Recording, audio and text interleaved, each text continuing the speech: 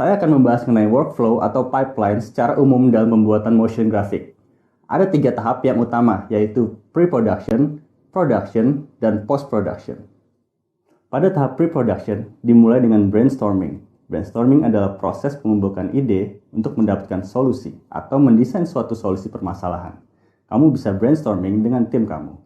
Tentukan dulu pokok hal yang ingin kamu kembangkan, kemudian kamu tentukan topiknya dan ambil yang menarik. Kemudian, ide dikembangkan dalam bentuk skrip. Skrip atau naskah merupakan narasi atau jalan cerita. Kemudian dibuat urutan sequence yang digambarkan dengan storyboard, yang merupakan alur cerita dan sketch kasar untuk membantu proses animasi. Kemudian, proses penentuan style dengan style frame, yaitu suatu komposisi yang menggambarkan overall looks dari produk akhir MoGraph. Terakhir, penyesuaian timing dengan animatics, yaitu membuat animasi kasar dari storyboard yang telah dibuat. Biasanya, ini part dari tim konten, seperti scriptwriter atau content kreatif.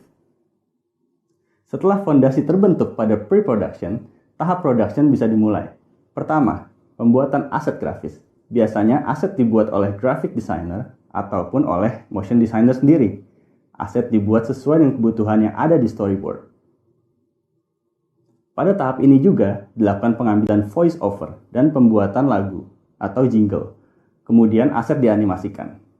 Terakhir, pada tahap post-production, semua aset yang telah dianimasikan akan dikomposite sesuai storyboards dan animatics yang telah dibuat. Kemudian, dilakukan sound mixing dan color grading agar terlihat lebih menarik. Setelah semua proses dilalui, kita akan memasuki proses rendering dan akhirnya karya motion graphic siap ditayangkan. Itulah tahapan atau workflow secara umum dalam pembuatan motion graphics. Di video selanjutnya, untuk kamu yang sudah familiar dengan Adobe Illustrator dan Photoshop, bisa menonton video praktikal selanjutnya. Sampai jumpa!